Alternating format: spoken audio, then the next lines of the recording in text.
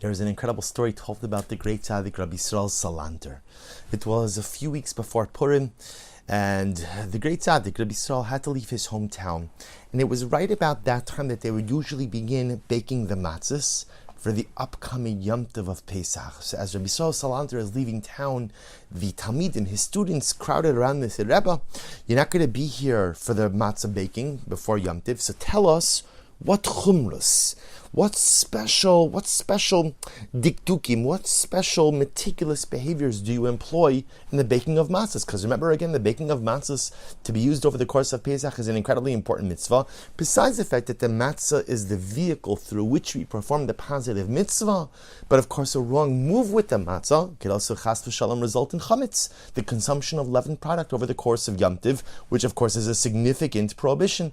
So the Talmidim crowded around the Rebbe. Rabbi Yisrael Salanter, tell us, you're not going to be here to instruct us over the course of the matzah baking, because if you've ever participated in baking of matzahs, baking of hand matzahs, so again, often there's a shir, there's a discussion beforehand, here's what you have to do, here's where you have to do it, and then even during the baking itself, there's someone who's there reminding, encouraging the chevra to do things in the right way. So again, the Talmidim, the students crowd around, they say, Rabbi Yisrael, you're not going to be here for the baking of the matzahs, tell us, what chumras, what stringencies, what should we do to make sure that the matzahs are as kosher, as appropriate, as fit as possible? Rabbi Yisrael Salanter stroked his beard for a moment, closed his eyes and thought intently. He said, it's a good kasha. And he said, I want to remind you of the following. One of the people who goes ahead and bakes the matzahs for us is an older woman. She is a widow. Make sure you do not raise your voice at her. Sometimes in the frenetic pace of baking matzahs, a person says, faster, do this, do that, and you yell at each other. It's not meant as a criticizing yell. It's not meant as an angry yell. But again, in the frenetic pace of matzah preparation, you yell. And Rabbi Yisrael Salanter said, make sure, don't yell at the almana. Don't yell at the widow. She's a broken woman. She suffered so much in life. She helps us prepare the matzahs. Do not raise your voice towards her. This was the Chumrah. This was the stringency of Rabbi Yisrael Salanter in the baking of his matzahs. And the story is so profound on so many different levels. That number one, Rabbi Yisrael Salanter was teaching us that Hiddur mitzvah, we always try to perform a mitzvah in the most beautiful way possible, right? We don't try to just get by.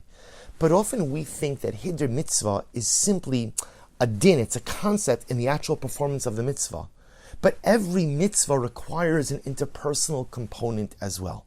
What Rabbi Yisrael Salanter was teaching his Talmidim is that in the pursuit of the perfect matzah, do not compromise your midos. In the pursuit to perform the mitzvah on the Yom Tov of Pesach in the optimal way, in the pursuit of the performance of your mitzvah bein adam lamakom, between yourself and HaKadosh Baruch Hu, do not take shortcuts with how you treat the other person.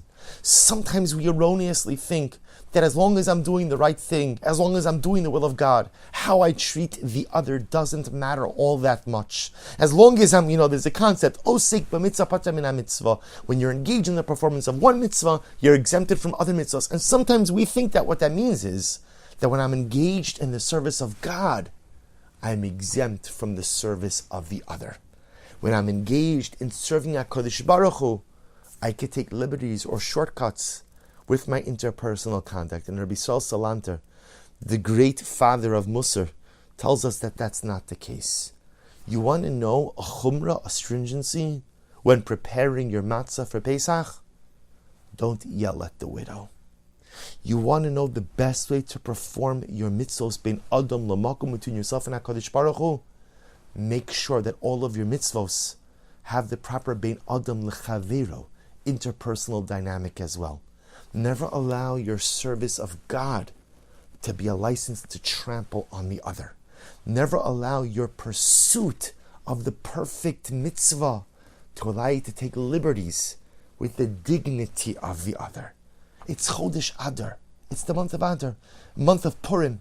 And the entire essence of Purim, we'll speak about this more in the coming days, is a time for achdus, a time for unity. Sometimes we look around the world and humanity is so splintered. Our country is so splintered. People are often factionalized. But we know that the koach, the strength of our people, is achdus. You want to take on a new Chumrah? You're looking for ways to increase your observance, enhance your observance? Ben Adam L'Chaveiro. Let's be a bit more careful with how we treat each other. Let's be a bit more careful with how we talk to one another. Let's be a bit more careful with the feelings of the other. And as we constantly try to grow in our service of HaKadosh Baruch Hu, as we constantly try to make strides in our Ben Adam L'Makom, let us simultaneously move forward our Ben Adam L'Chaveiro, our interpersonal relationships, and the way we treat others as well. Wishing everyone a wonderful day.